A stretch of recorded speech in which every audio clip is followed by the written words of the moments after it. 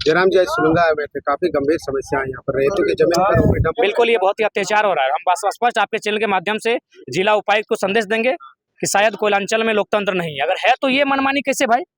एक आदमी संविधान से ऊपर है क्या? एक आदमी कानूनों से ऊपर है? एक आदमी पूरा सिस्टम से ऊपर है? जबरन यहाँ जमीनों पर इनका कोल डंप किया जा रहा है, वो भी डंप किया जा रहा है। ये अन्याय कहाँ से?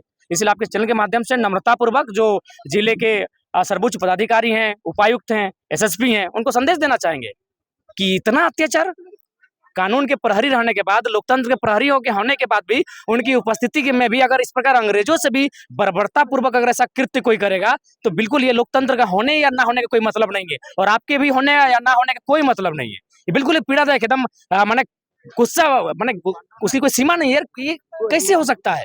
जबरन माने उसका आंगन में आप डंपिंग कर रहे हैं। देख रहे हैं आंगन के आसपास आ गया डंपिंग करते करते। रेती जमीन है, ना मुआवजा ना विस्थापन, माने मनमानी है। बीसीसीएल का माने बाप का जमीन है।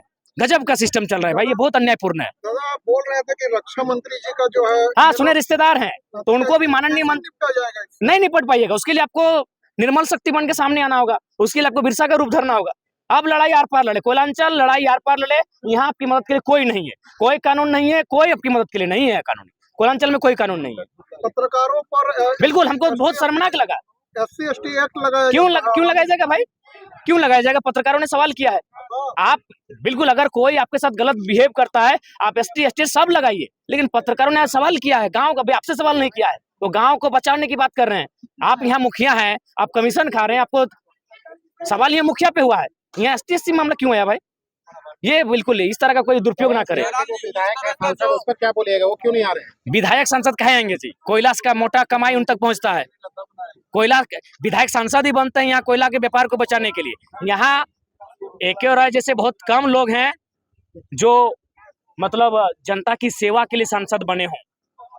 यहाँ लोग नेतृत्व में आते ही है अपने व्यापार के वर्चस्व को बचा के रखने के लिए। महागठबंधन के भी कोई नेता यहाँ नहीं आ रहे? कोई गठबंधन के नहीं आएंगे। इंडिया एनडीए क्यों आएंगे? उनका आखिरी समाधान किस? देखिए, आखिरी समाधान एक राज्यपाल होते हैं। आप यहाँ से एकदम पैदल मार्च निकालिए, राजभवन पहुंचिए, तमाम लोकतंत्र के जो प्रहरी में से लोकतंत्र का जो चौथा स्तंभ है उनसे आह्वान कीजिए कि मतलब धनबाद से निकलने तक, राजभवन तक हमारे विषय को एकदम स्थान मिले अखबार के पन्नों में, और इस विषय को दिल्ली तक पहुंचाया जाए। वहां पहुंचिए। और एक सवाल था जयराम जी, सोशल मीडिया कहीं ना कहीं आप जो इतना चर्चित हैं या लोकप्रिय हैं, तो सोशल मीडिया का कहीं ना कहीं बहुत बड़ा भूमिका रहा है जी। और ऐसे स्थिति में अगर किसी, मान लीजिए अगर यूट्यूब पत्रकार ही सही क्यों ना, उस पर इस तरह के नहीं, बिल्कुल गलत आरोप है। ये मुखिया रहे चाहे मुख्यमंत्री रहे, आपने सवाल किया। लोकतांत्रिक भारत देश में सवाल करने का आपको अधिकार है।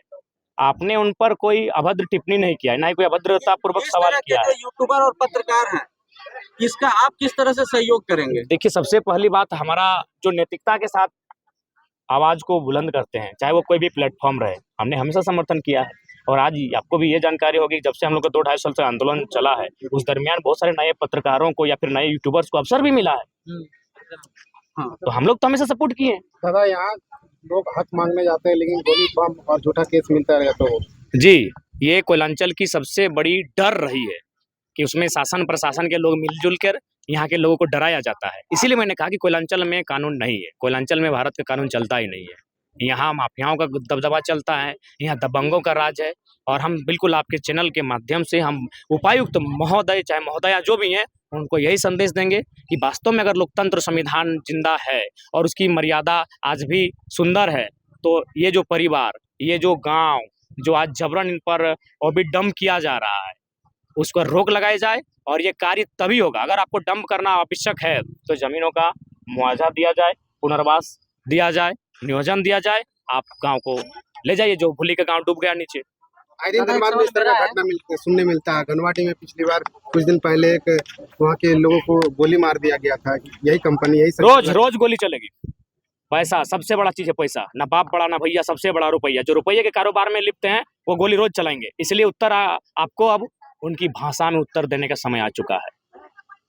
आज अब यहाँ के लोगों को इसे एक आज़ादी का मूवमेंट ही मानना चाहिए, और जो लोग हैं उन्हें अंग्रेज ही मानना चाहिए, और उनके खिलाफ जंग छेड़नी ही चाहिए। नहीं तो ये आज भूली का गांव डूब खत्म हो गया। देखिए रहे एकदम नीचे भूलू गांव, क्या बोलते, छोटकी बउआ धोबी टोला, खत्म हो गया गांव। कल को सुरंगा खत्म हो जाएगा, परसों आपका कोई और गांव खत्म होगा। अरे गांव खत्म होगा, अगर विकास के नाम पे उजड़ रहा है तकलीफ नहीं है, मुआवजा क्यों नहीं मिलेगा, नियोजन क्यों नहीं मिलेगा? विकास का मतलब किसका विकास भाई? हाथी घोड़ा पालकी का विकास कि इंसान का विकास? अगर इंसान का विकास तो जिनकी जमीन है वो कहाँ है? सीधा सवाल।